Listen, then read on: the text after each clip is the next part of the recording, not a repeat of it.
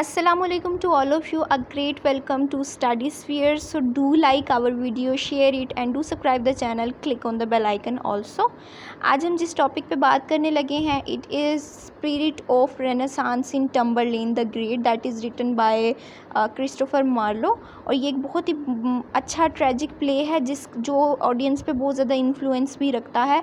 तो इस प्ले में किस तरह से स्पिरिट ऑफ रेनेसांस इंट्रोड्यूस्ड करवाई है क्रिस्टोफर मार्लो ने, आज के लेक्चर में हम ये चीज़ देखेंगे। So let's go.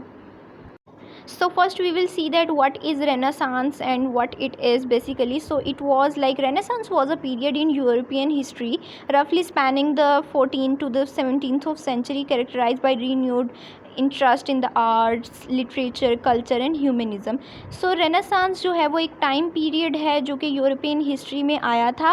रफली अगर इसका हम एक टाइम स्पेन बनाएं तो 14th सेंचुरी से लेके 17th सेंचुरी तक इसका टाइम स्पेन है।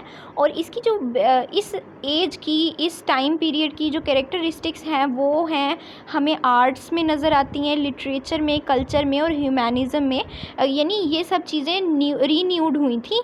पहले ये न्यू थी या अपनी जिस भी हालत में थी, यहाँ पर ये चीज़ें आकर रीन्यूड हुई, न्यू इन्फ्लुएंसेस इन पे आए थे। It marked a significant shift from the medieval period, यानी जो मिडीवल डार्क पीरियड था हमारे पास, एंग्लो नॉर्मन पीरियड और एंग्लो सैक्सन तो सबसे फर्स्ट था। एंग्लो नॉर्मन के बाद डार्क पीरियड के बाद ये पीरियड आया जो कि बिल्कुल कंप्लीट शिफ्ट कर दिया था इसने, with a revival of classical learning and a focus on human potential and individualism. इस एरा में, इस एज में ये हुआ था बेसिकली कि क्लासिकल लर्निंग की तरफ दोबारा से फोकस गया था और ह्यूमन पोटेंशियल और इंडिविजुअलिज्म पे भी बहुत ज़्यादा फोकस था। यहाँ पे ये चीज़ इन्होंने हाईलाइट की थी कि man is the centre of earth not God, क्योंकि पहले लोग गॉड के लिए लिखते थे। यहाँ पे इस एरा में आर्ट हो गई, हमारे पास लिटरेचर होगी, कोई भी चीज़ हो गई, वो मैन के लिए लिखी जा रही थी। प्ले की तरफ आ जाएं तो Tamburlaine the Great is a play written by Christopher Marlowe, as I told you before, a prominent playwright of the Renaissance era.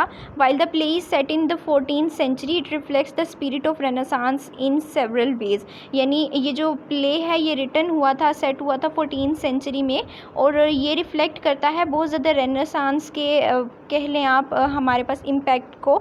और टम्बरलेन द ग्रेट क्रिस्टोफर मार्लो ने लिखा था, जो कि रेनेसांस एरा के एक बहुत prominent and influencing play right थे, जिनके बारे में ये गुमान किया जाता था कि अगर उनकी एज ज़्यादा होती तो वो शेक्सपियर से बड़े ट्रेजिडियन बन सकते थे, एक बड़े प्ले राइट बन सकते थे।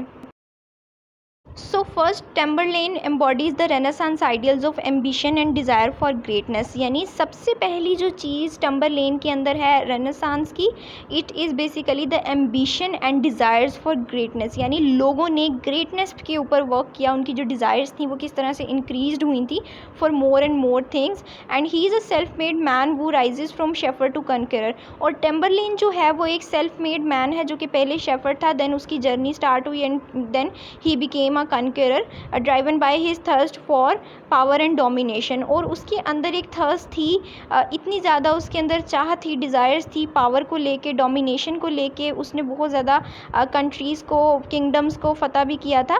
This reflects the renaissance believe in individual agency and the pursuit of personal success. अब ये कह रहे हैं कि ये चीज़ से, यानी टम्बरलेन की सक्सेस से हमें ये चीज़ नज़र आती है कि रेनेसांस का भी यही बिलीव था कि इंडिविजुअल मैन पे की पावर होनी चाहिए और पर्सनल सक्सेस या personal growth of a man किस तरह से होती है। तो टम्बरलेन के कैरेक्टर से हम लोगों को ये चीज़ें बहुत क्लियरली समझ में आती हैं कि रेनेसांस का टाइम पे लोगों का बिलीव भी यही हो गया था। Even additionally, the character of Tamberlane displays a thirst for knowledge and intellectual curiosity। और even more ये भी था कि कैरेक्टर ऑफ टम्बरलेन जो था वो उसके अंदर नॉलेज को गेन करने की, इंटेलेक्चुअल लाइक विजडम गेन करने की क्यूरियोसिटी भी थी। And he seeks to conquer not only territories but also knowledge and mastery over different domains. यानी अगर वो बहुत ज़्यादा किंगडम्स में जाके वहाँ के इलाके फ़तह कर लेता था, बट स्टिल उसके अंदर ये वाली चाह भी थी, ये वाली डिज़ायर्स भी थी कि ये वहाँ से डिफरेंट कंट्रीज से उनके नॉलेज को, उनकी जो जितनी भी स्किल्स हैं, उन different through out the country, through out the sub continents, वो डोमेन्स उन चीज़ों से वो सीखे वहाँ से, यानी वहाँ पे किस तरह नॉलेज है, वहाँ पे लोगों की स्किल्स क्या हैं, वो सब ये गेन करना चाहता था। This reflects the renaissance interest in exploration. ये हमें बताता है कि जिस तरह रेनेसांस का इंटरेस्ट था एक्सप्लोर करने का, डिस्कवरीज करने का and the expansion of intellectual horizons, और किस तरह से उन्होंने इंटेलेक्ट पे भी काम किया था और एक्सपैंड किया था इस इंटेलेक्चुअल होरिजोन्स को। Moreover, the play showcases a fascination with the classical world, और जो प्ले है वो हमें क्लासिकल वर्ल्ड की भी फैसिनेशन देता है, इन एंशियंट सिविलाइजेशंस को भी। यानी इन्होंने ये इस तरह से राइट डाउन किया कि हमें लगता है हम टम्बरलेन के एरा में ही जी रहे हैं। Tamburlaine draws inspiration from figures like Alexander the Great. अब टैम्बरलेन का कैरेक्टर किस चीज़ से इंस्पायर्ड है? It is from like Alexander the Great, Caesar and the Roman Empire. This reflects the Renaissance admiration for classical culture and desire to emulate its achievement. यानी ये हमें renaissance की एडमायरेशन बताता है कि किस तरह से क्लासिकल कल्चर को लेके वो लोग इन्फ्लुएंस थे और किस तरह से उनकी डिज़ायर्स थी उनकी अचीवमेंट की तरफ। Furthermore, the spirit of Renaissance in Tamburlaine the Great is also evident in its exploration of humanism. यानी spirit of Renaissance Tamburlaine the Great में इस चीज़ की भी गवाह है कि किस तरह से ह्यूमनिज़म को एक्सप्लोर किया गया था। The play examines theme of human nature, ambition, power and the complexities of the human condition. यानी ये जो प्ले है ये टम्बरलेन की ह्यूमन नेचर भी दिखाता है, ambition, desires, power and the complexities of human condition. यानी कब इंसान बेबस हो जाता है या एक मैन कौन सी कंडीशंस को अपने ऊपर इन्फ्लुएंस होती हैं जब, तो वो किस तरह से उन चीज़ों की वजह से अफेक्ट होता है और कॉम्प्लेक्सिटी बिल्ड होती है। It further portrays the character with complex motives. यानी उसकी जो काम है, मोटिव्स हैं, डिज़ायर्स हैं, इनर कॉन्फ्लिक्ट्स हैं, वो बहुत ही ज़्यादा कॉम्प्लेक्स हैं and reflecting the renaissance believe in the depth and potential of humanity. और ये सब रिफ्लेक्ट किसको करते हैं? रेनेसांस के बिलीव को। That was basically the depth and potential of humanity. यानी इंसान के अंदर, ह्यूमैनिटी के अंदर, ह्यूमंस के अंदर कितनी ज़्यादा पोटेंशियल और डेप्थ पाई जाती है।